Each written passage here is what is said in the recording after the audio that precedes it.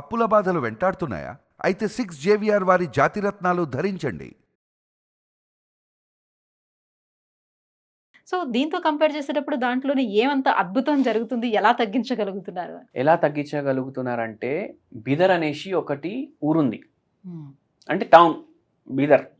ఎక్కడుందంటే కర్ణాటక బార్డర్.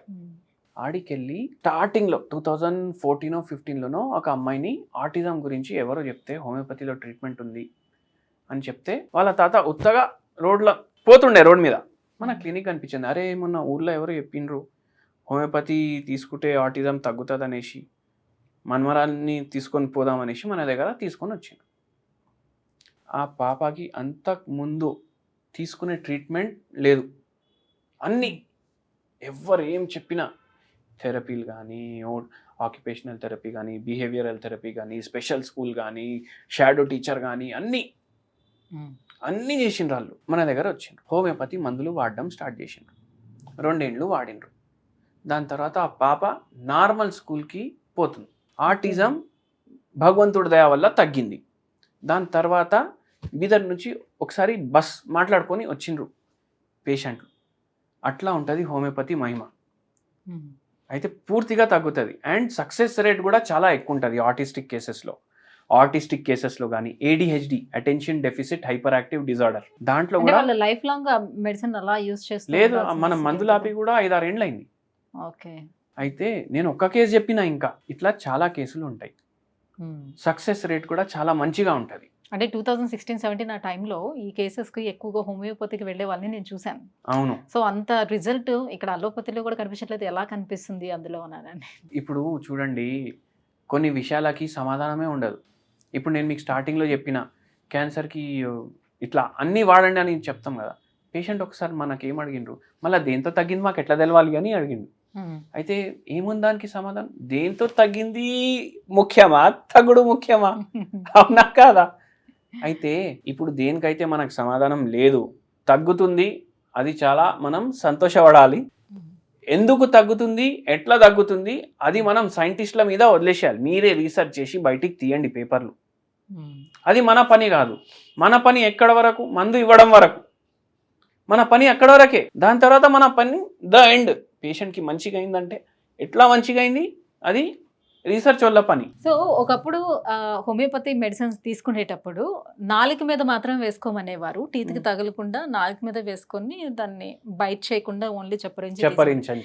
ఎందుకని అలా వేసుకోవాలి? స్టిల్ ఇప్పటికీ అంతేనా? ఇప్పటికీ అంతే.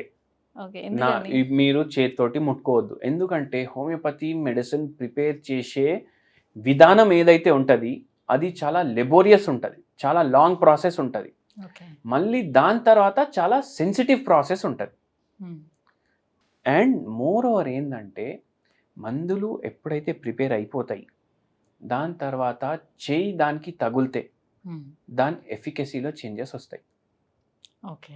మనం ప్రిపేర్ చేసేటప్పుడు కూడా ఎప్పుడైతే మనం ప్రిపేర్ చేస్తాం మందు పేషెంట్కి, ఎప్పుడైతే మనం మందు ఇస్తాం కదా, మనం ఏం జాగ్రత్త తీసుకుంటామంటే మన చేయి కూడా తగలొద్దు మందుకి.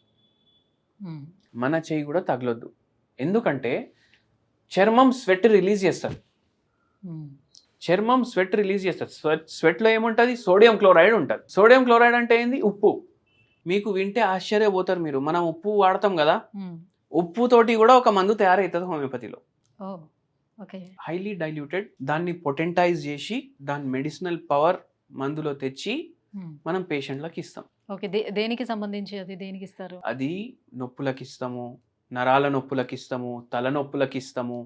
మళ్ళీ అదే కాకుండా షుగర్ వ్యాధికి కూడా పనిచేస్తుంది. ఇప్పుడు అందరు గూగుల్ చేస్తారు. మళ్ళీ నేను ఇట్లా చెప్పంగానే షుగర్ వ్యాధికి వాడతాం, బీపీ వ్యాధికి వాడతాం, నిద్రలేని సమస్యకు వాడతాం, పేషెంట్ని బట్టి వాడతాం.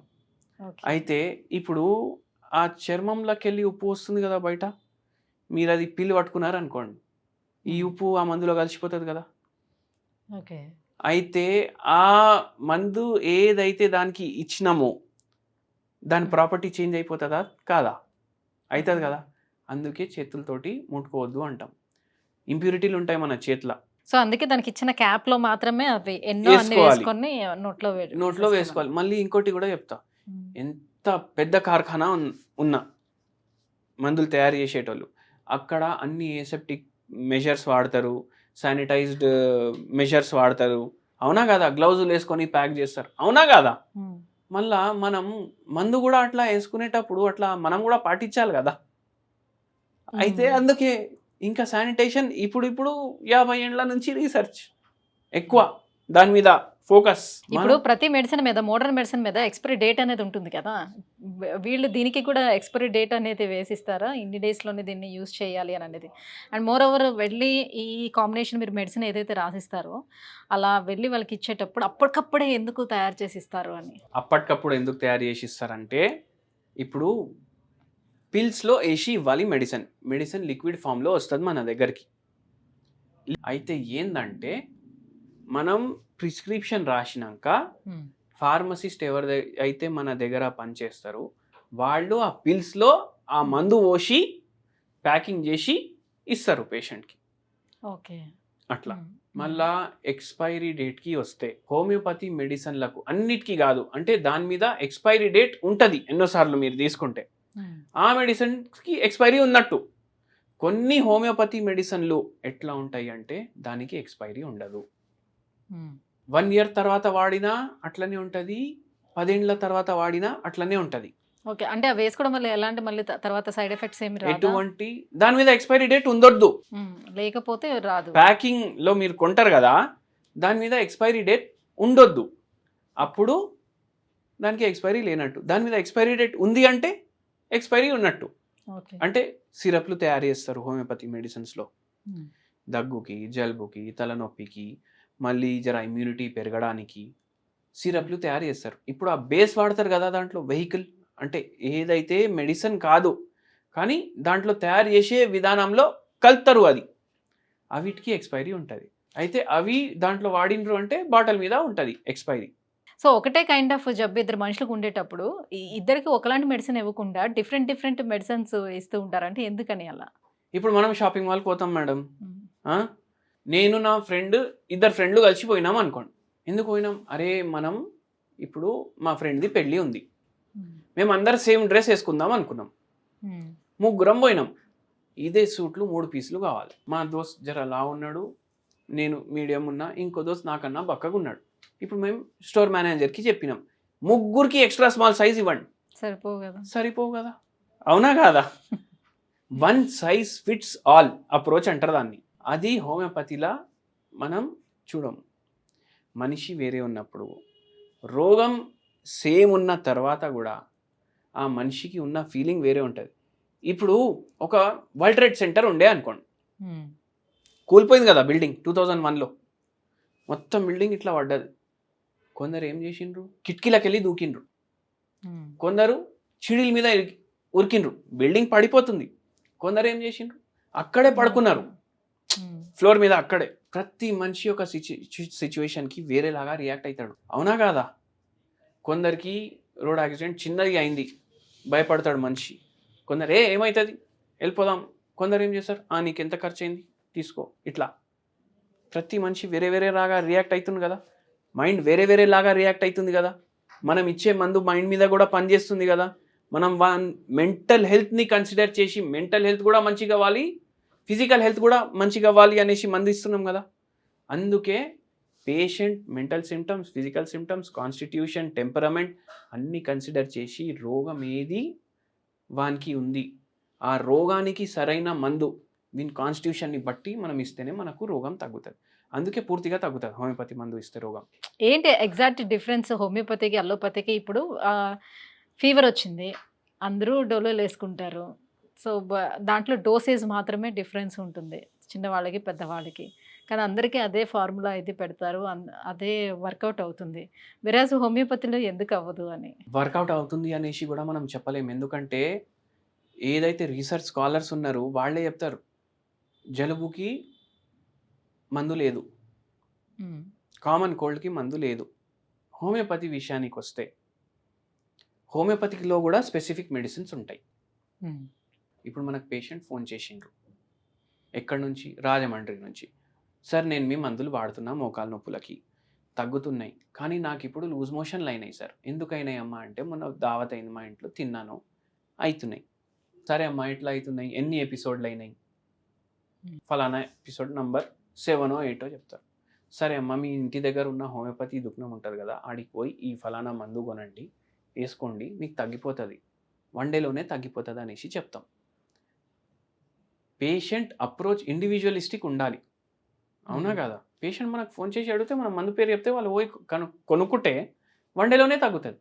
వైరల్ ఇన్ఫెక్షన్స్ కూడా తగ్గుతాయి, కామన్ కోల్డ్ కూడా తగ్గుతుంది, టైఫాయిడ్ కూడా తగ్గుతుంది, మలేరియా కూడా తగ్గుతుంది. ఇట్ ఈస్ ఓన్లీ దట్ జనాలకు తెలియదు హోమియోపతి కూడా ఇంత ఫాస్ట్గా తగ్గుతుంది అనేసి. ఓకే. అయితే జనరలీ ఎక్కువ ఏం వాడతాం హోమియోపతిలో? చాలామంది హోమియోపతి కిట్లు పెట్టుకుంటారు ఇంట్లో. హెడేక్ వస్తే ఇది వేసుకోవాలి, ఫీవర్ వస్తే ఇది వేసుకోవాలి, మోషన్స్ వస్తే ఇది వేసుకోవాలి, నిద్ర రాకపోతే ఇది వేసుకోవాలి. అకోనైట్ లాంటి మెడిసిన్ ఉంది, ఫీవర్ వస్తే అది వేసుకుంటే తగ్గుతుంది. రస్టాక్స్ అనేది మెడిసిన్ ఉంది, ఫీవర్ ఉంది, బాడీ పెయిన్స్ ఉన్నాయి, అది వేసుకుంటే తగ్గుతుంది. బ్రయోనియా అని మెడిసిన్ ఉంది, మొత్తం గొంతు డ్రై అయిపోతుంది, ఫీవర్ ఉంటుంది, బాడీ పెయిన్స్ అవుతుంది, అది వేసుకుంటారు. ఇట్లా ఒక్కొక్క సిమ్టమ్కి మందు చేంజ్ అవుతుంది. చూసిండ్రా మీరు? ఇప్పుడు బాడీ పెయిన్స్ ఉంది, ఫీవర్ ఉంది, రెస్టాక్స్ వేసుకోండి.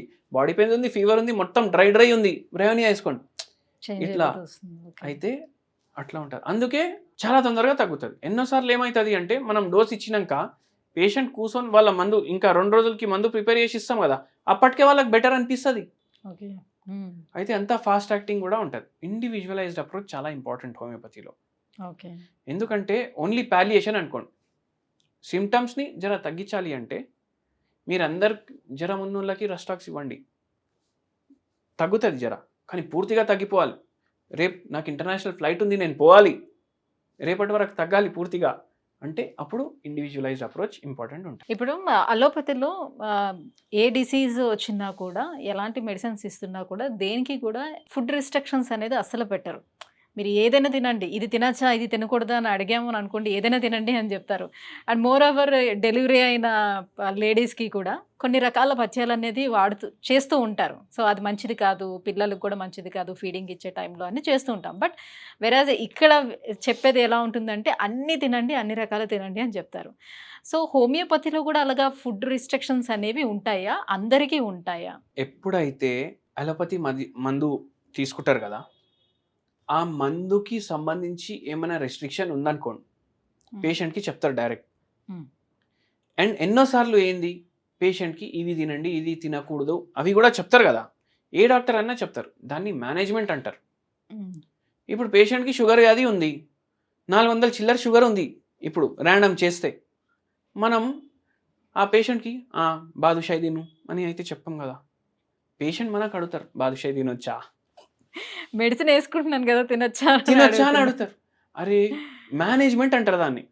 ఇప్పుడు మనకు షుగర్ పెరిగింది, బాదుషాయి తింటే 450 నుంచి 500కి పోతుంది, తింటారా అని అడగాలి పేషెంట్కి, అవునా కాదా?